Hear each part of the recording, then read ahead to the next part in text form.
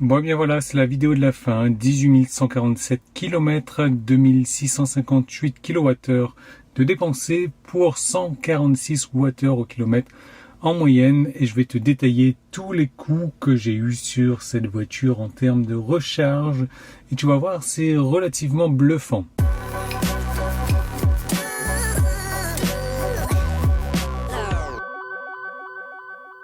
Je me suis rendu compte que j'ai oublié de te donner les statistiques de la SR Plus que j'ai vendue, donc que j'avais gardé 6 mois, j'avais fait 18 147 km avec. Personnellement, je trouve ces statistiques très enrichissantes. Je sais pas ce que tu vas en penser. Si tu aimes bien et que tu souhaites me faire plaisir, dans ce cas-là, je t'encourage à me mettre un pouce en haut, à me laisser un commentaire sympa et surtout à t'abonner à la chaîne s'il te plaît. C'est vraiment important pour la chaîne, pour le référencement de la chaîne. Donc ça me fera super plaisir que tu t'abonnes suite à cette vidéo ou à une autre vidéo. Donc au niveau des statistiques, j'ai consommé 2658 kWh avec une consommation moyenne de 146 Wh au kilomètre, soit 14,6 kWh pour 100 km. C'est une très faible consommation. Pourtant, c'était une consommation mixte. Je faisais pas mal d'autoroutes, des départementales et puis de la ville aussi, bien entendu. Et c'est vrai que je trouve que cette consommation est plutôt faible parce qu'on était toujours à 2 au minimum dans la voiture avec la clim. C'est vrai que j'ai eu la voiture mi-juin 2021, donc c'était l'été, on a roulé avec la clim, mais j'ai quand même roulé une partie de l'hiver avec, où j'ai fait pas mal de kilomètres, 3000 km au moins facilement en hiver.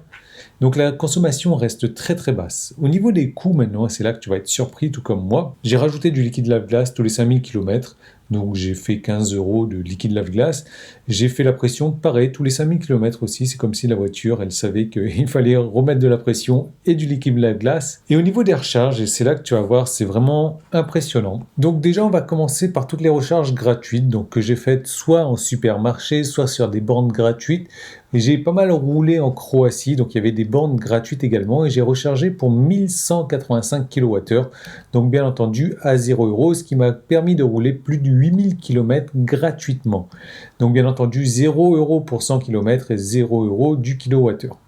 Ensuite, j'ai eu le parrainage Tesla, donc moi-même j'ai été parrainé à l'époque, il y avait encore ça, et j'ai parrainé une autre personne, donc j'ai eu 2 fois 1500 km entre guillemets gratuit, puisque c'est un peu plus que 1500 km, j'avais fait une vidéo à ce sujet-là, donc 744 kWh, qui m'a rien coûté bien entendu, et j'ai roulé avec ça plus de 5000 km, donc pour 0 €.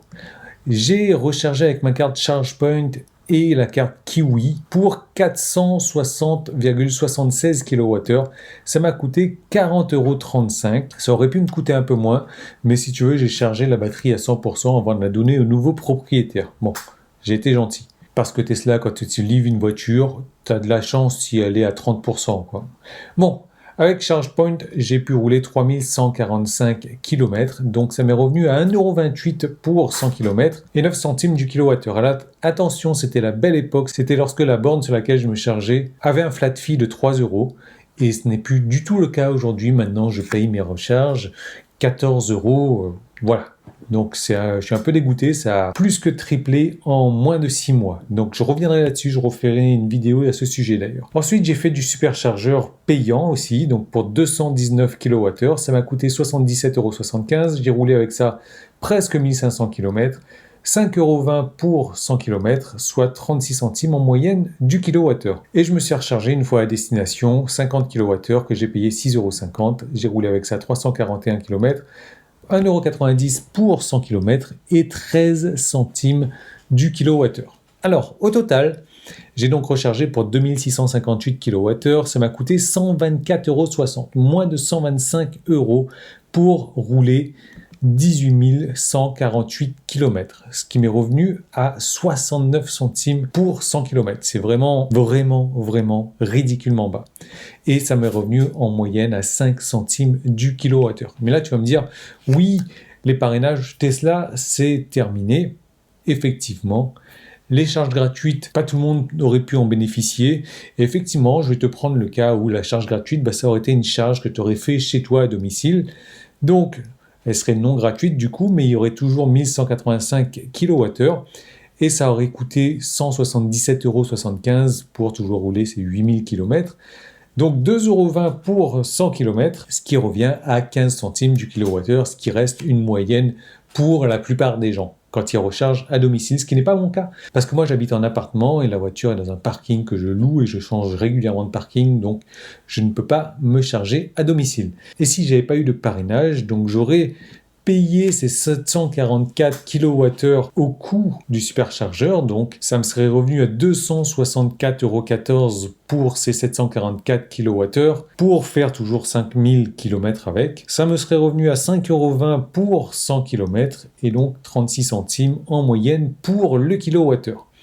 Donc au total, si j'avais pas eu toutes ces gratuités, j'aurais payé moins de 567 € pour rouler 18 148 km et ça me serait revenu à 3,12 € pour 100 km, ce qui est vraiment dérisoire et ridiculement bas. Et en moyenne, j'aurais payé mon kilowattheure à 21 centimes.